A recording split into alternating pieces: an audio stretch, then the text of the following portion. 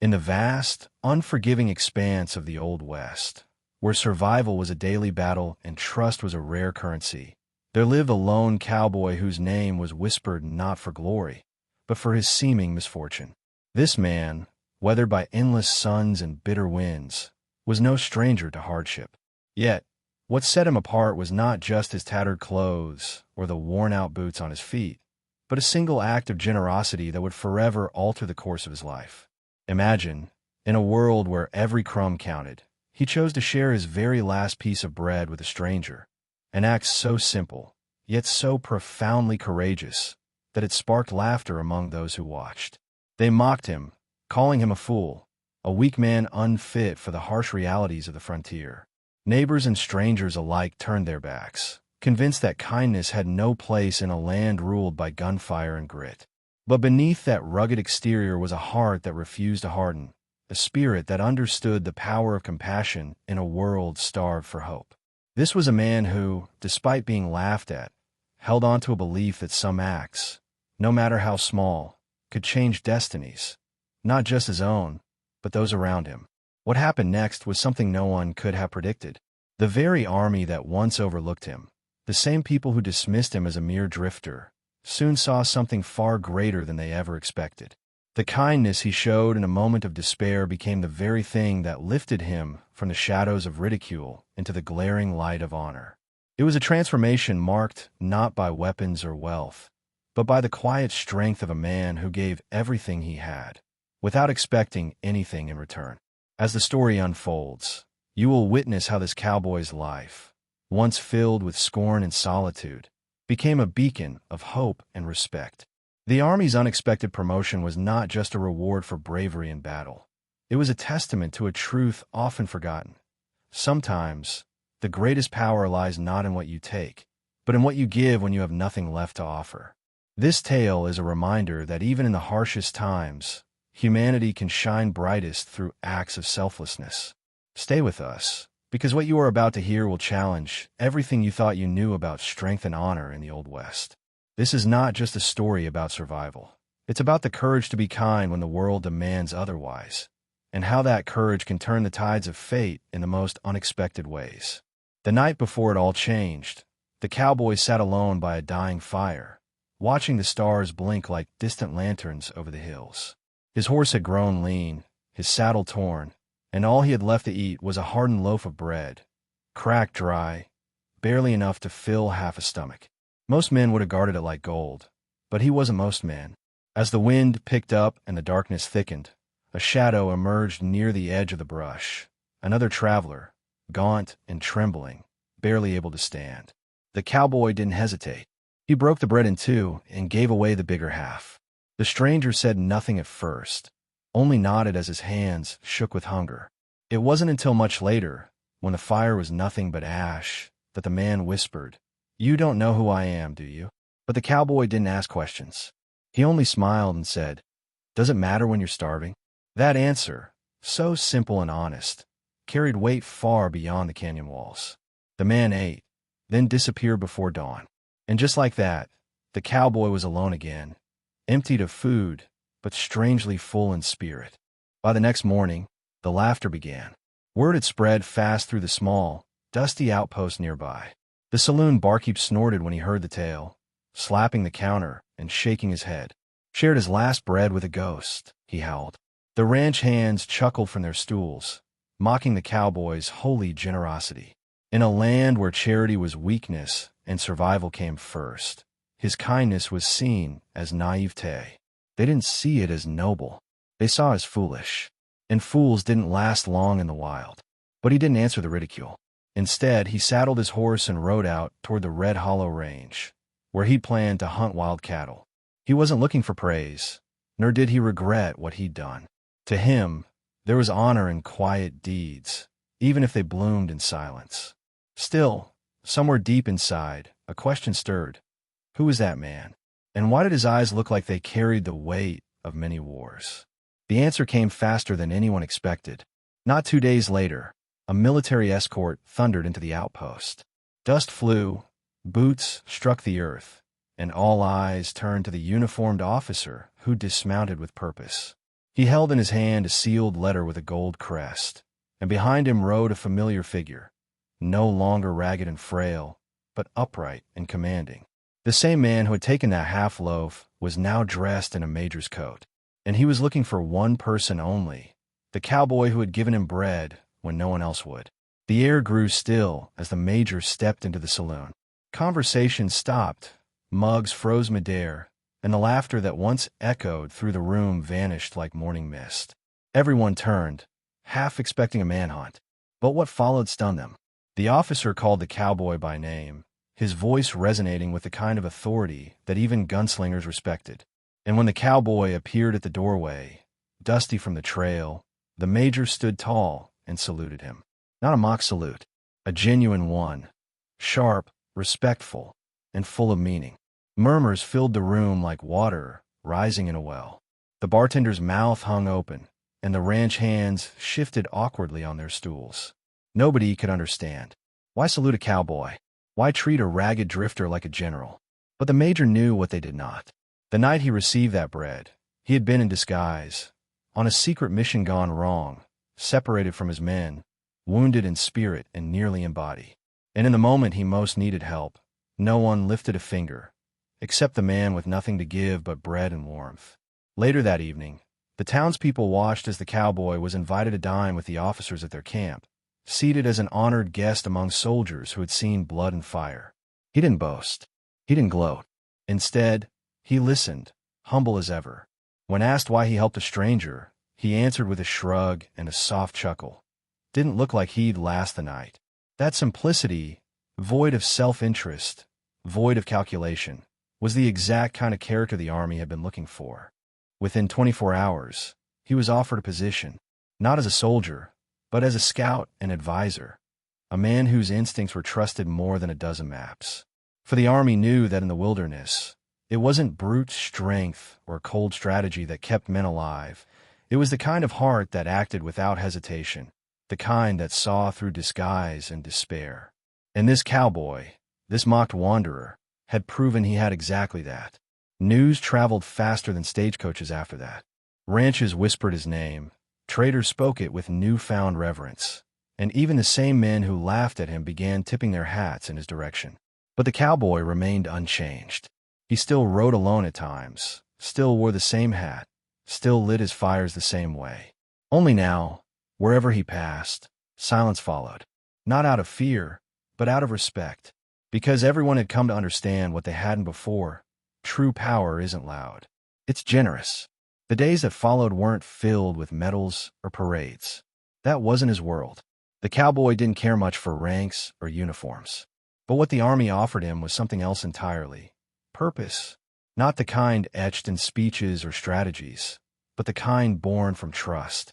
They gave him the freedom to ride, to scout, to guide, because they knew he wouldn't lead them into anything he wouldn't face himself.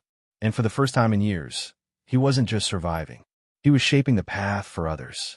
His first assignment came quietly. A supply convoy had gone missing in the canyonlands near Devil's Spine, a place where maps became guesses and echo played tricks on the mind. The general believed they were ambushed. The cowboy believed they were lost. He volunteered to ride ahead with two others, soldiers, green and wide-eyed, unsure why they had to follow a man without a badge. But when a dust storm swallowed the trail and the night turned black as coal, it was the cowboy who calmed the horses, read the wind, and led them through a narrow passage only he seemed to see. They found the convoy 2 days later, starving, water nearly gone, surrounded by cliffs that offered no exit. The cowboy didn't speak much when they arrived. He handed over canteens, tore strips of cloth for wounds, and then, before any thanks could be given, mounted his horse again. The soldiers who had doubted him now looked at him with awe. He hadn't just found them. He had saved them, not with orders or strategy, but with grit, instinct, and a heart that refused to leave anyone behind. Word of that rescue reached the higher ranks. Some officers wanted to decorate him, but he politely refused. "I didn't do it for ribbons," he said. "I did it because I knew what it felt like to be forgotten." That sentence echoed through the barracks for days. Men who once laughed at his name now repeated his words with reverence. A few even began carrying extra bread in their saddlebags. not for themselves, but for the next stranger who might need it. It was subtle, but something had shifted in the army's spirit. Less shouting, more listening, less pride, more humility. One cowboy, mocked for sharing a crust of bread, had reminded hardened men of something they'd nearly forgotten. Humanity doesn't weaken the strong, it strengthens the broken. And as he rode through camp at dusk, silhouetted against the blood-orange sky, younger recruits whispered his story as if it were legend. Because to them, it already was. Then came the letter, sealed in wax, stamped by the hand of a general who rarely wrote unless death was near or glory was earned. The cowboy opened it beneath the shade of a lone juniper tree, boots in the dust, rifle across his knees. Inside, it spoke of an urgent mission, a negotiation with a local tribe that had grown restless after months of broken promises and mistreatment by settlers. Tensions were boiling, and if the army rode in with guns, war would follow. But if someone rode in with humility, there might still be hope. The cowboy didn't hesitate.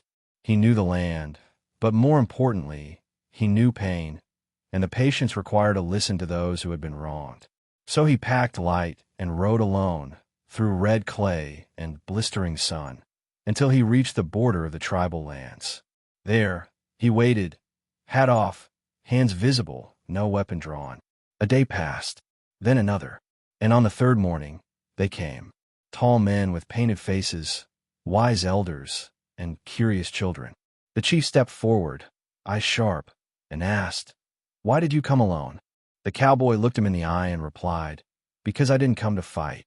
Then, after a pause, he pulled something from his saddlebag, a piece of bread wrapped in cloth. "This saved me once. Figured it might save us again." The chief didn't laugh. He nodded, because he, too, knew what hunger did to pride, and what small gestures could mean when wounds ran deep. They sat. They talked, not as enemies, not even as strangers, but as men who had seen too much and wanted something better. The meeting lasted until moonrise. When the cowboy returned to the outpost days later, he carried no trophy, no treaty, just news. The tribe would not fight. They would listen, but only if the promises were kept. The general was stunned. "You went in with bread and came out with peace," he said, half in disbelief. But the cowboy just tipped his hat. Sometimes it's not what you carry on your belt. It's what you carry in your heart. That night, a fire was lit in the camp, not for celebration, but reflection. And around it, soldiers shared quiet stories. Some told of their fathers, others of mistakes they had never spoken aloud. And all of them, in some small way, had been changed by the cowboy who once gave away his last piece of bread. Not because it was a grand gesture, but because it reminded them all of what it meant to be more than just men of war. Weeks passed, and the cowboy's legend began to ripple far beyond the outpost. He never intended to become a symbol. He wasn't made of marble or myth. But in every dusty saloon and every soldier's tent, someone had a story about him. Some said he once rode into a burning canyon to rescue a trapped patrol. Others swore he could track a man across stone. But the story that spread most often, carried in whispers and over campfires, was the one about the bread. About a single act of mercy that sparked a chain reaction of respect, redemption, and reluctant awe. The cowboy himself remained indifferent to the tales. He didn't ride for glory. He didn't carry a journal. But what he did carry, always, was a wrapped cloth bundle in his saddlebag. Inside was a piece of bread, dried and preserved, never eaten. It wasn't meant for hunger anymore. It was a reminder, a symbol of the night he gave everything and expected nothing. Soldiers who noticed it never asked about it. They understood. It wasn't a trophy. It was a vow. That winter, a blizzard hit the range harder than anyone had seen in years. Supply lines froze, cattle died where they stood, and wagons vanished beneath snowbanks. Panic spread like fire. Men huddled in bunkers with rations dwindling by the hour. The cowboy, with 2 scouts, ventured out to locate a stranded regiment caught in the northern pass. For 3 days they battled the storm, wind that screamed like banshees, cold that cut through bone. But he pressed on, guided not by maps, but instinct and memory. They found the men buried in snow, half mad from hunger and cold. Fires wouldn't catch. Hands were too frozen to tie knots. When the cowboy arrived, he didn't speak. He knelt beside the nearest man, took off his own gloves, and began warming the soldier's fingers with his breath. One by one, he helped them move, think, feel again. And when someone asked if they'd survive, he answered only, "We'll get through. Together." That word, together, hit harder than any order barked by a colonel. By the time they returned, frostbitten but alive, the regiment didn't just walk behind the cowboy. They followed him, not as a leader of rank, but of soul. He had become something rare, a man others trusted more than their own instincts. A compass, not for direction, but for what was right. And as the frost began to thaw and spring hinted at return, the bread in his saddlebag remained untouched, waiting for the next soul in need. As peace settled briefly across the frontier, the army began hosting meetings with settlers, townsfolk, and even tribal leaders, trying to rebuild what years of violence had shattered. It was during one such gathering that the cowboy sat quietly at the edge of the room, his hat resting on his lap. He didn't speak unless spoken to, but when he did, everyone listened. One rancher, bitter with grief, accused the army of wasting time with enemies. "We should have crushed them years ago," he spat. "They'd do the same to us." The room tensed. The cowboy looked up slowly, eyes calm but unflinching. "Maybe," he said, "but I once gave bread to a man everyone feared. They said he'd take advantage. They said I was a fool. Turns out, he was the one who saved my life." The room fell silent, not because the argument had been won, but because the truth had been spoken, not with fire, but with weight, the kind that makes men shift in their seats and question their anger. That same evening, the cowboy walked outside to find a young recruit waiting. The boy couldn't have been more than 17. He looked nervous, boots too clean, hands trembling slightly. "Sir," he stammered, "why do you carry that bread?" The cowboy smiled, then opened the cloth and let the firelight catch the crust. "Because every man needs to remember a moment when kindness saved him, even if he never says it out loud." The boy nodded, not quite understanding, but knowing someday he would. The cowboy's days were simple. He woke with the sun, scouted in silence, returned with news no map could show. He spoke little, yet said more than most. And as soldiers came and went, as orders changed hands, his presence remained constant. Like a stone beside a river, quiet, still, unshaken. Men began writing home about him. Mothers prayed their sons would ride with him. And generals who had once questioned his place now consulted him before making decisions. One night, around a dying fire, a sergeant asked him, "What keeps you going?" The cowboy poked the embers and said softly, "Knowing someone out there needs what I still have to give." It wasn't about missions anymore. It wasn't about recognition. It was about being a man who, when the world turned cold, chose to be warm. Who, when others closed their fists, chose to open his hand. And that, more than guns, gold, or glory, was what made the cowboy unforgettable. Spring brought change, not just in the wind, but in the way people walked and talked. There was less shouting, fewer quick tempers. Men who had once sworn that kindness had no place in the frontier now found themselves slowing down to help others lift heavy loads or share a tin of beans. It wasn't just the cowboy's actions they remembered. It was how those actions made them feel. Like maybe for the first time in a long time, they were part of something more than just a fight to stay alive. But not everyone welcomed the change. In the neighboring town of Dry Ridge, a former cavalry officer named Branton had returned from discharge, bitter and broken, his reputation in ruins after a failed campaign. He had no patience for stories of the bread-sharing hero and saw the cowboy's growing influence as a threat. "You want to follow fairy tales?" he barked at the local bar. "Or men who've bled for real?" His voice was loud, angry, but behind it was fear, because deep down, Branton knew he could never inspire the kind of loyalty the cowboy had earned without ever raising his voice. Tensions rose when Branton took over the town's militia and began drilling boys into soldiers with brutal efficiency. Rumors reached the outpost, forced conscriptions, beatings, people vanishing in the night. The general sent scouts, but none returned. It was the cowboy who volunteered to go, not with a squad but alone. "You'll be walking into a trap," the captain warned. The cowboy only shrugged. "If there's someone still listening in there, I need to speak to him face to face." He rode into Dry Ridge at dawn, his silhouette framed by golden light and dust. No banners, No weapons drawn. Just calm resolve. Branton was waiting, flanked by riflemen, lips curled into a smirk. "Come to save us with crumbs again," he sneered. But the cowboy didn't flinch. "I came because you're leading scare boys to die for your shame. And they deserve better." For a moment, silence stretched like a rope about to snap. Then a young soldier lowered his rifle. Then another, until the tension cracked. Not with a gunshot, but with retreating footsteps. Branton was arrested within hours. The townspeople took back their streets, not with violence, but with courage. And when asked why the cowboy had risked his life alone, one of the freed boys answered, "Because he believed we were still worth saving, even when we didn't believe it ourselves." That moment cemented something that no badge or medal ever could.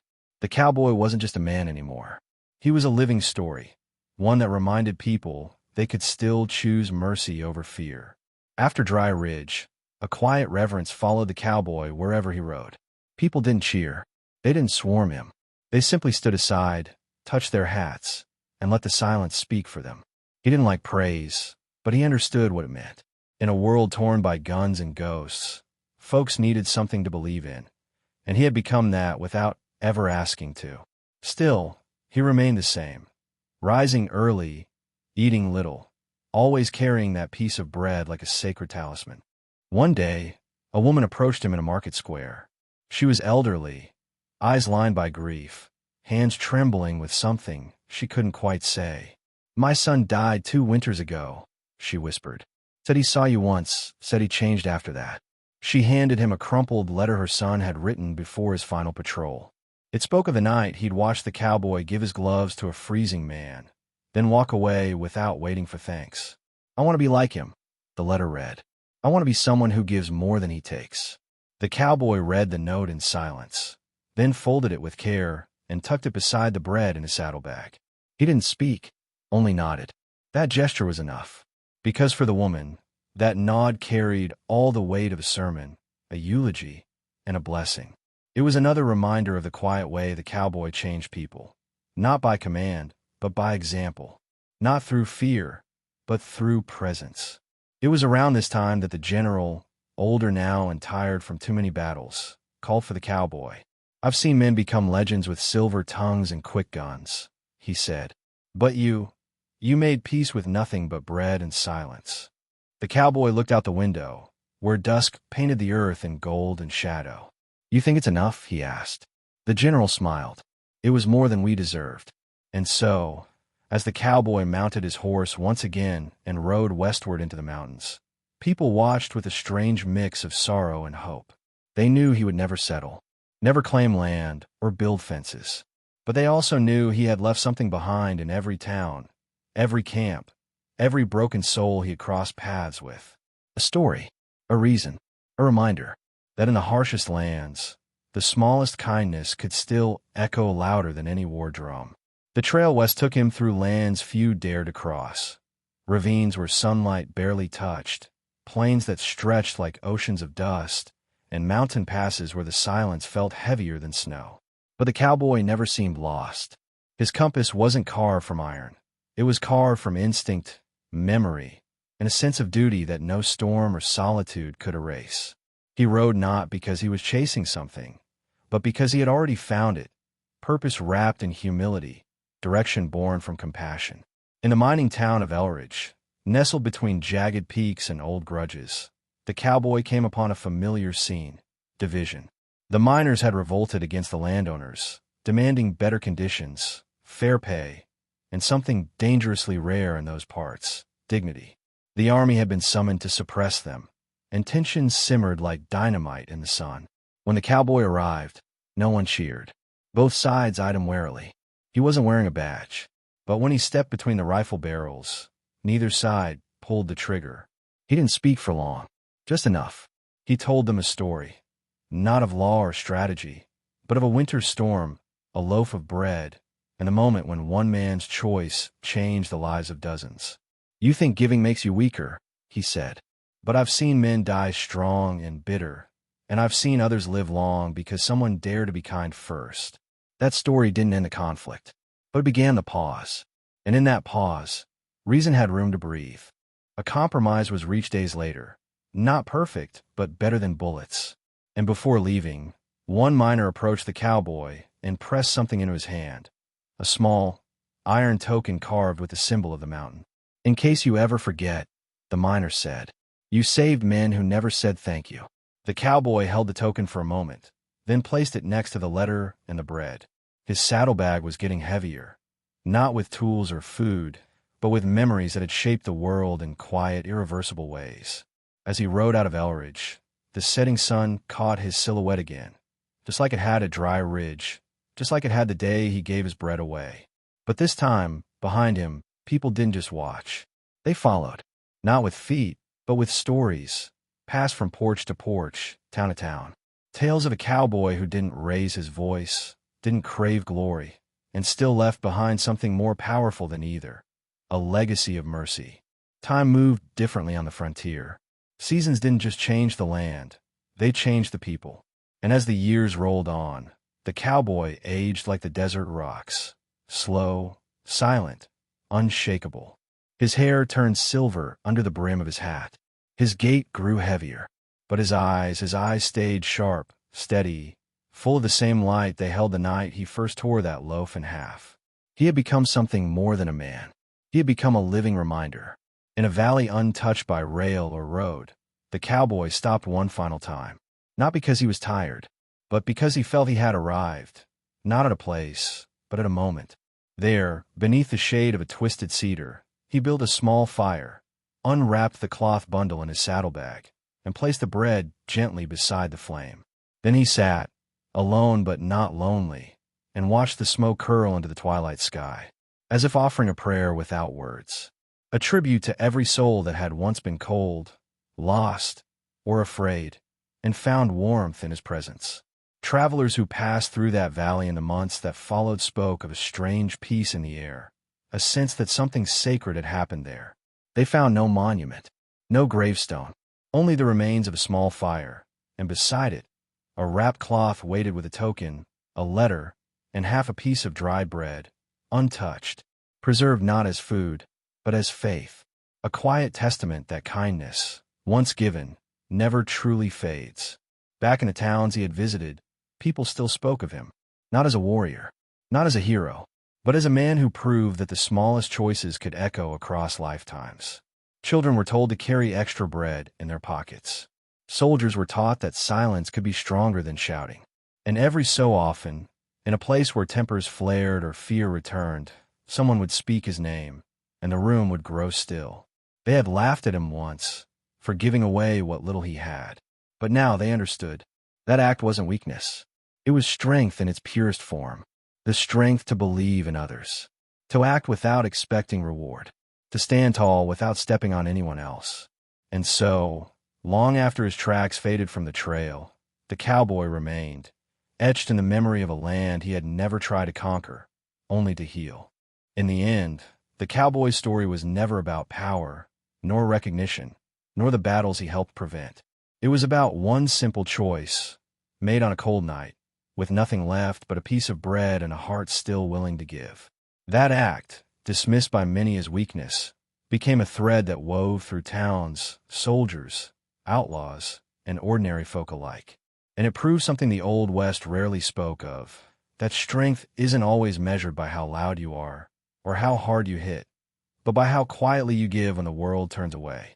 Every life he touched became part of a larger story, a network of changed hearts and softened hands. He didn't preach. He didn't demand. He reminded people, through action, that even in the hardest places on earth, dignity could still live. That compassion wasn't a luxury. It was survival. And that what you give in your lowest hour may just be the thing that rescues someone in theirs. In that way, he planted something deeper than roots. He planted legacy. We live in a world today that's not so different from those dusty towns. Suspicion is common. Kindness feels rare. But the cowboy's journey reminds us that change doesn't always come from great revolutions. Sometimes, it comes from one quiet decision. One hand extended. One small gesture that says, "You matter." And those moments, those little flames in the dark, can light the way for many. So now, the question passes to us. When the time comes, when it's cold, and someone beside us is struggling, will we share what little we have? Will we hold on? Or will we offer? Because in doing so, we may not just be saving another. We may be saving something inside ourselves. And maybe, just maybe, someone years from now will tell our story the way we've told his. Because goodness, like a trail through the mountains, leaves marks long after the rider is gone. If this story moved you the way it's moved many, take a moment to stay with us.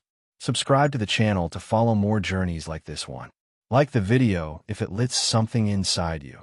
And share your thoughts below. We want to hear your story too. Because sometimes, the most powerful legacies begin with a single comment, a simple connection, and a piece of bread given at the right time.